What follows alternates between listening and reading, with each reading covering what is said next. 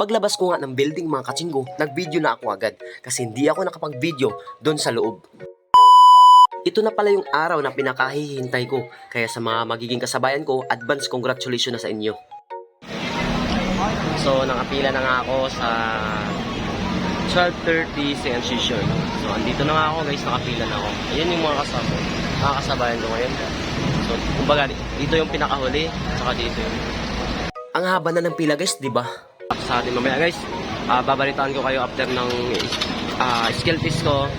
Sa mga hindi pa nag-skill test dyan, ayan, huwag po kayo mag-alala. I-share ko po sa inyo kung ano yung mga na-encounter ko. Okay.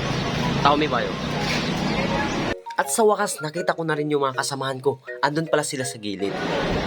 Ito pala yung lane guys kung saan tatatakan yung kamay namin. Tapos hanapin namin yung pangalan doon. Kung andun ba kami sa list. Ito yung list. Tsaka yung dun sa dulo, ayun yata yung mga mga tapos na.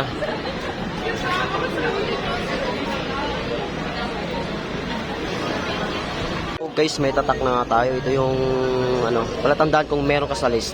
Let's go. Lahat ba may mga tatak na? Yes, meron na kami guys. Ranger, sarap. Akala ko wala ako sa list eh. Andito na pala guys. Fighting.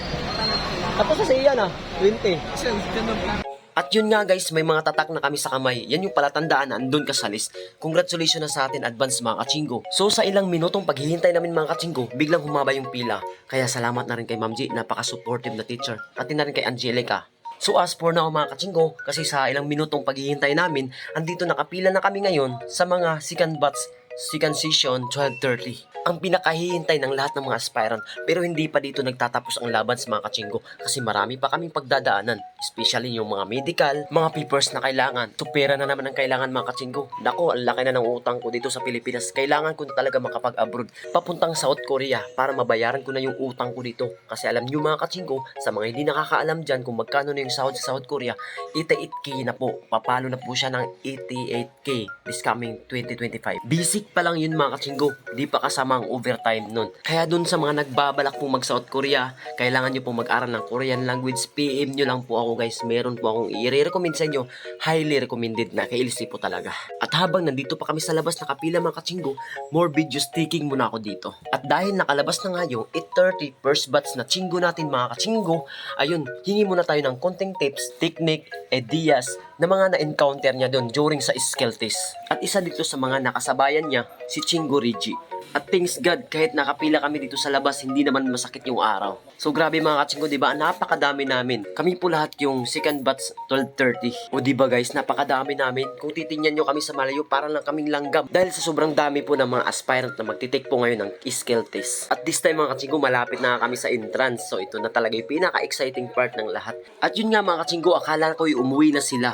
Andun pala sila sa gilid. Hinihintay pala nila kami makapasok sa entrance. Grabe, napaka-supportive po talaga. At nilabas ko na nga dito yung passport ko kasi hindi ka makakapasok sa entrance kapag wala ka nun. After nga nun mga kachinggo, ayan, papakyat na kami papuntang taas. Papuntang 6th floor po. Para lang din po kami umakyat nun nung nag-exam po kami sa DMW ng CVT. Kaya good luck sa ating lahat mga chinggudol.